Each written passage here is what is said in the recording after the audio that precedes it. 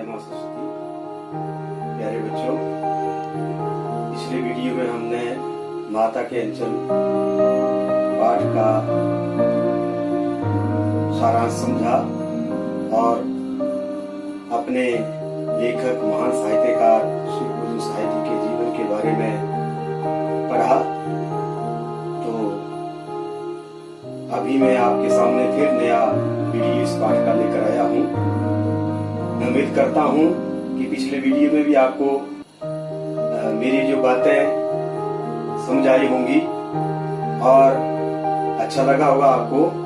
और जो कोई भी आपको उसमें परेशानी लगेगी, आप बच्चे जो हैं मेरे कमेंट बॉक्स में जाकर किसी प्रकार का प्रश्न जो वो कर सकते हैं और उसका उत्तर, उसका समाधान जो है वो आप मेरे द्वारा पा सकते हैं।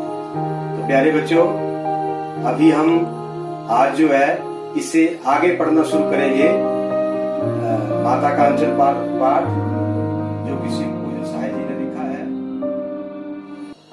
तो प्यारे बच्चों, आज हम आगे का भाग शुरू करते हैं। तो मैं अभी आपको इसका एक केंद्रीय भाग, जो मुख्य बातें हैं जो प्रमुख रूप से उभर कर सामने आएंगे, वो बताने का आपको प्रयास कर रहा हूं। तो यहां जब आप पढ़ेंगे तो आप देखेंगे कि श्री पूजन साहिब जी ने माता का अंचल नामक शीर्षक पाठ से सबसे पहले जो बात की है वो पिताजी को लेकर की है।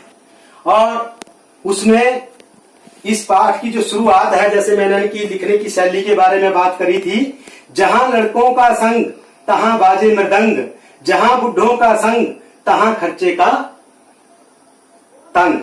तो ये ऐसी शुरुआती पाठ की ऐसी पंक्तियां हैं जो ठेठ हमारी साधारण बोली में से ली गई है और जो वो हमारी लोक गाथाओं में, लोक कथाओं में देखी जाती है, कही जाती है। तो कहने का भावार्थ है। और उसके बाद ये पाठ शुरू होता है कि हमारे पिता तड़के उठकर। अब सबसे पहले माता का अंचल शीर्षक के बाद अगर बात की गई है तो वो बात की गई है पिता के बारे में। और इस पाठ में शुरू से लेकर अंत तक आप देखेंगे कि पिता जो है एक अभिनेता के रूप में, नायक के रूप में इस पाठ में जो वो भूमिका निभा रहा है। बेटा, जिसको बचपन में तारकेश्वर नाथ के नाम से जाना जाता था, जब पिता, आपने देखा, आप पढ़ेंगे कि पिताजी जो है वो शिव भक्त हैं, शिव भगवान के बहुत बड़े भक्त हैं। और जब वो शिव जी की उपासना में बैठते हैं, अपनी भक्ति भाव में बैठते हैं, तो साथ में अपने उस बच्चे को भी, यानी कि शिव पूजन साहिब जी को भी अपने साथ बिठा लेते हैं। और जब जैसे ही वो भगवान की पिंडी के ऊपर, उनका तिलक के ऊपर तिलक करके श्रृंगार करते हैं, उसी प्रकार वो शिव पूजन साहिब जिनका नाम बचपन का नाम तारकेश्वर था, उनको तिलक लगाते हैं। जब उनके ऊपर तिलक लगता है, उनके बाल खुले होते हैं, जटाएं बचपन में लड़कों के बालों को बड़े दिनों के बाद काटा जाता था, तो वो भम भोले का रूप बन जाते थे। मतलब जिस प्रकार भगवान शिव जी की जटाएं चारों तरफ बिखरी होती थी और बीच में तिलक लगाते थे, तो ठीक उसी प्रकार तारकेश्वर जो है वो भी भम भोले बन जाते थे। मतलब कि उनका रूप स्वरूप भी भगवान के समान हो जाता था। और हमारी लोक कथाओं में, हमारी लोक परंपराओं में, हमारे धर्म ग्रंथों में कहा गया कि बच्चे भी भगवान का रूप होते हैं। तो ये बात भी यहां से चित्रार्थ हो जाती है, साबित हो जाती है कि वास्तव में ये बात बिल्कुल सही है। तो जब तारकेश्वर जी जो थे वो भोम भोले बन जाते थे, तो वहीं से ही उनके बाबा, उनके पिताजी, जिनको वो बाबू कहकर पुकारते थे, बापू कहकर पुकारते थे, वो आनंद से, प्यार से जो थे वो उनको भोला कहना शुरू कर देते थे। और उसके बाद उनका भोला भोला भोला भोलानाथ नाम पड़ गया। और इसके बाद मतलब कहने का भाव यह है कि तारकेश्वर उनका मूल नाम था, उसके बाद उनका नाम भोलानाथ पड़ा और बाद में जो साहित्यिक नाम आया वो शिव पूजन सहाय, आप महान साहित्यकार के रूप में पढ़ रहे हैं। तो प्यारे बच्चों, लेखक ने जब से होश संभाला, जब से माता की अंगुली के छोड़ करके उन्होंने चलना सीखा, तो उनका सारा जीवन जो है वो अपने पिताश्री के साथ व्यतीत हुआ। उठते, बैठते, खाते, पीते, सोते, जागते, चलते फिरते, सब जगह वो पिता के जी के सानिध्य में रहे। जब वो राम नाम की गोलियां बनाकर कागज के ऊपर लिख करके गंगा में बहाने जाते, तो वो उनको कंधे पर बिठा कर ले जाते। खेतों में काम करने जाते तो ले जाते, कहीं भी जाते तो उनको कंधे पर बिठा के अपने साथ जाकर और बच्चे वो भी उनके साथ बड़े प्यार से चले जाते। यानी कि माँ का उनके जीवन में सिर्फ यही महत्व था कि माँ के साथ जो वो या तो माँ हमें नहला धुला देगी या हमें अपने हाथों से खाना खिला देगी, बस इतना का साथ उनका था। बाकी पूरे का पूरा जीवन जो था वो उनका पिताजी के सानिध्य में व्यतीत हो रहा था। तो इसके बाद जब मां उनको जबरदस्ती नहलाती धुलाती, उनके बालों में कंघी करती, वो चिढ़ जाते, बाहर चले जाते, तो वो अपने संगी साथियों के साथ खेलना पसंद करते, क्योंकि वो मनुष्य का स्वभाव अपनी उम्र के लोगों के साथ मिलना जुलना, हर आदमी इस तरह का काम करता है। तो वो भी जब उनको वक्त मिलता तो वो अपने मित्रों के साथ चले जाते, वहां बनावटी दुकानें बनाते, पत्तों के पैसे बनाते, रेत कण के चीनी के लड्डू या मतलब लड्डू बनाते या कुछ और करते। मतलब जो हम बचपन में अपने बचपन में, आप बच्चे, अब तो समय बदल गया, जब मैं अपने बचपन की बात करूं या उससे पहले के बचपन की बात करूं तो बिल्कुल जो शिव पूजन सहाय जी का बचपन था वैसा ही बचपन हम लोगों ने व्यतीत किया, ऐसी ही खेलें हमने अपने बचपन में खेली है। परंतु आज जो वो आज का युग बदल गया है, आज आपके पास लैपटॉप आ गया है, मोबाइल आ गया है और कई प्रकार की आपके ऊपर कंप्यूटर के ऊपर आप गेम में खेलते हैं, वीडियो गेम्स खेलते हैं, जिनके कारण जो वो हमारा चहुमुखी विकास नहीं हो पाता है।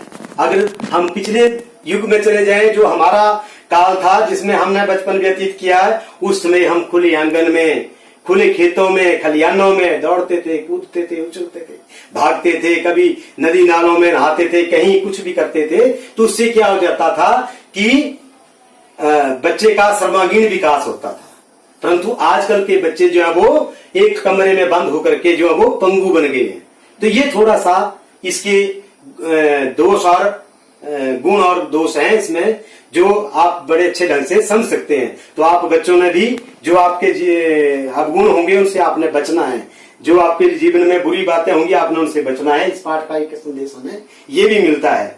तो जिस प्रकार, तो उसके साथ जब पिता के साथ वो रहते हैं तो अंत में क्या होता है कि जब एक बार वो किसी टीले के ऊपर चले जाते हैं, चूहे के बिल में ये करते हैं, शरारत करते हैं, पानी भर देते हैं या उसको बंद कर देते हैं, तो उसमें तो चूहा तो निकलता नहीं, क्योंकि वो चूहे के निकालने का प्रयास करते हैं, परंतु उसमें से सांप निकलता है और सांप जो वो उनकी तरफ दौड़ता है। और जब वो घबराते हैं, जब दौड़ते हैं तो कोई नीचे गिरते हैं, को क्या करता है, वो सारे जो लहूलुहान हो जाते हैं। और भोलानाथ जो है, यानी कि जिनका नाम तारकेश्वर था, नाथ था, या जिनको हम शिव पूजन सहाय के नाम से जानते हैं, वो दौड़ते दौड़ते जो अपने घर के पास आ जाते हैं और सामने जो उनके बाबा, उनके पिताजी, उनके बाबूजी जो वो अपना हुक्का जो पी रहे होते हैं। तो जब उनको वो सब अवस्था में दौड़ते हुए देखते हैं तो पिता जो है उनको पुकारते हैं, परंतु वो पिता के पास नहीं जाते हैं, वो एकदम से जाकर के अपनी माता के अंचल में, अपनी माता की गोदी में जाकर छिप जाते हैं। और पिता उठकर वहां से आते हैं और वो प्रयास करते हैं उनको लेने का कि बेटे आजा मेरे पास, क्या हुआ तू मुझे बता। परंतु लेखक जो है, यानी कि जो भोलानाथ है, तारकेश्वर नाथ है, वो अपने पिता के पास जाने से मना कर देते हैं, इनकार कर देते हैं। वो माँ के ही उस सानिध्य में, माँ के ही उस परम कृपा में रहने का सुख की अनुभूति जो वो लेना चाहते हैं, क्योंकि उनका मन जो वो भयभीत है। तो आपने भी देखा होगा कि जब हम किसी विपत्ति में पड़ते हैं, किसी मुश्किल में पड़ जाते हैं, तो हमारे मुंह से भी कभी भी हाय पिता नहीं निकलता है, कोई माँ ही निकलता है, माँ का शब्द ही पहले आता है। अब वो शब्द क्यों पहले आता है, अब पिता क्यों पीछे हो गया, क्योंकि रात दिन 24 घंटे जो वो लेखक ने कहा कि मैं अपने पिताजी के साथ रहता था, परंतु एक छोटी सी विपत्ति आने के बाद मैं एकदम से अपनी माँ के आंचल में छुप गया। तो ऐसा क्यों, इसकी वजह, इसका कारण, इसका सबसे बड़ा कारण पुत्र जी ये है कि उस माँ ने हमें 9 और 10 महीने अपने पेट में, अपने गर्भ में रखा है, अपने हिस्से का हमें खिलाया है, अपने वात्सल्य प्रेम से हमारे जीवन को भरा है, और ना जाने 9-10 महीनों के बाद कितने कष्टों को सह करके जो वो हमें जन्म दिया है। क्योंकि ये नारी जो है ये बहुत महान है, क्योंकि मैंने यहाँ भी आपको उल्लेख किया था कि हमारे धर्म शास्त्रों में, हमारी संस्कृति में माँ को, नारी को जो सबसे सर्वोपरि माना गया है, माँ को पहले रखा गया है। हम राधे श्याम बोलते हैं, श्याम राधे नहीं बोलते हैं। हम सीता राम बोलते हैं, राम सीता नहीं बोलते हैं। हम माता पिता बोलते हैं, फादर मदर नहीं बोलते हैं। हम उल्टे नहीं चलते हैं। तो इसका कारण कि हमारी संस्कृति में इन का महत्व है, इसलिए तो माँ का हमारे जीवन में क्या महत्व है, यही दर्शाने के लिए शिव पूजन सहाय जी ने इस पाठ का शीर्षक जो था वो माता का अंचल रखा है कि 24 घंटे पूरी जिंदगी के 10-12 साल पिता के साथ बीत जाने के बाद भी वो स्थान पिता नहीं पा पाया जो स्थान माता ने 9-10 महीने और 1-2 साल अपने साथ रख करके पाया, क्योंकि माँ की महिमा बहुत अपरंपार है।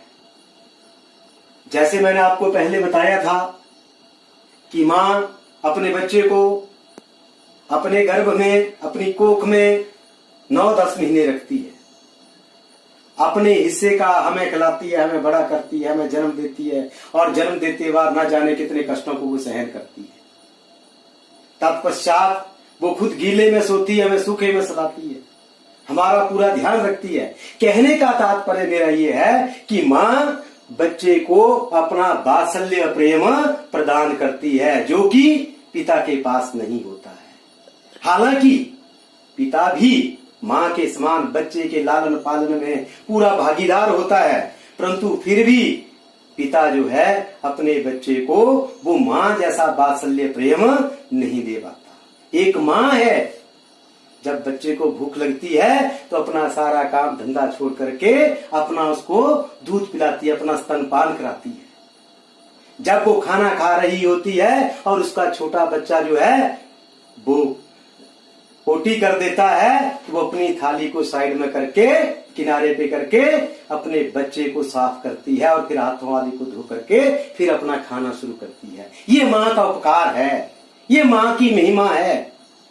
इसी महिमा को दर्शाने के लिए शिव पूजन सहाय जी ने ये माता का अंचल शीर्षक नाम इस पाठ को दिया है, जो सदा सर्वदा सत्य है, जो प्रमाणिक है। तो प्यारे बच्चों, हम अपने माता पिता का ऋण कदापि नहीं चुका सकते, कदापि नहीं चुका सकते हैं। इसलिए मैंने आपको पहले भी कहा कि इस माँ की महिमा को और अधिक संसार में, ब्रह्मांड में बढ़ाने के लिए भगवान जी ने भी, उस परम परमेश्वर परमात्मा ने, जिसकी हम नित्य प्रति आराधना करते हैं, जो इस सृष्टि का संचालक है, पालनहार है, तारनहार है, वो भी इस माँ की महिमा की, कोक की महिमा की शोभा बढ़ाने के लिए अनेक रूपों में इस धरा के ऊपर, इस वसुंधरा के ऊपर अवतरित हुआ है और अवतार लेकर के अपनी माँ की कोख का मान और सम्मान बढ़ाया है। तो ये शिक्षा, ये दृष्टांत, ये उदाहरण हमें हमारी रामायण की कथा से मिल जाते हैं,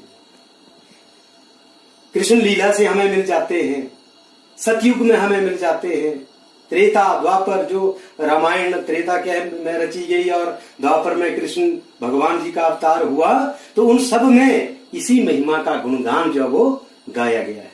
तो प्यारे बच्चों, मैं आपको अधिक नहीं बोल पाऊंगा, क्योंकि बहुत सारी बातें जो मैंने आपको इस पाठ से संबंधित जो वो बता दी है, इसका सारांश, इसका केंद्रीय भाव आपके समक्ष मैंने रख दिया है और मैं उम्मीद करता हूं कि आपको ये सारी बातें जो वो समझ आ गई होंगी। तो प्यारे बच्चों, आपने मेरे कहने से अपनी माँ के लिए, अपने पिता के लिए इस पाठ को एक बार जरूर पढ़ना है और पढ़कर देखना है कि इस पाठ में शिव पूजन सहाय जी ने क्या क्या बातें जो हम अपने माता पिता के बारे में कही है। और आपने मनन करना, चिंतन करना, अपने माता पिता के बारे में सोचना और फिर देखना कि कितनी सारी बातें जो वो आपके पक्ष में जाएंगी और कितनी जो वो आपके पक्ष में नहीं जाएंगी। तो उनके बारे में आपने चिंतन करना, मनन करना और फिर जाकर के आपने उनका समावेश करना, उनके कारण जानना, उनके कारण ढूंढना, क्योंकि हर माता पिता को उसकी औलाद जो है, उसके बच्चे जो वो अनमोल संपत्ति होती है। सबसे बड़ी संपत्ति माता पिता की उसके बच्चे होते हैं और माता पिता भी अपने बच्चों के ऊपर अपना सर्वस्व निछावर कर देते हैं। तो प्यारे बच्चों, आपने मेरे कहने से ये माता का अंचल जो एक कथा है, हमारी एक कहानी है, एक वास्तविकता है, हमारे महान लेखक शिव पूजन सहाय जी की रचना है, इसको आपने अवश्य पढ़ना है। ये नहीं कि मेरी वीडियो देखनी है और किताब से नहीं पढ़ना है, नहीं बेटे, आपने वो किताब पढ़नी है पढ़कर ही आपको पता चलेगा।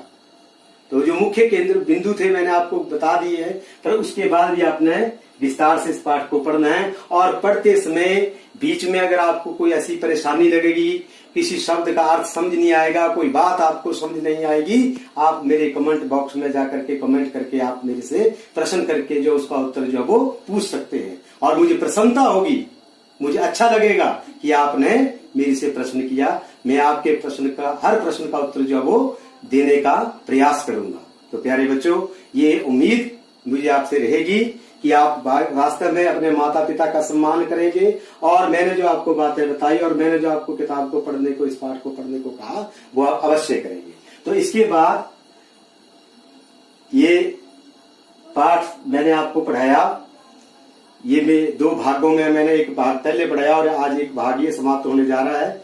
तो इसके बाद मैंने आपको पिछले जो मैंने आपको पढ़ाया है वहां भी मैंने आपकी लिए एक प्रश्नोत्तरी बनाई है, आपने उसके प्रश्नों के उत्तर तैयार करने हैं। और आज भी मैं आपको बाद में प्रश्नोत्तरी दूंगा, उसके उत्तर भी आपने लिखने हैं। अगर जहां पता नहीं लगेगा वहां मैंने आपको कहा कि आपने मेरे से पूछना है, मैं आपको हर प्रश्न के उत्तर का आपको जवाब दूंगा। तो अब हम अगली वीडियो में, अगले पाठ में फिर मिलेंगे। तब तक के लिए आप सबको मेरी शुभकामनाएं। जय मां सरस्वती, जय हिंद, जय हिमाचल।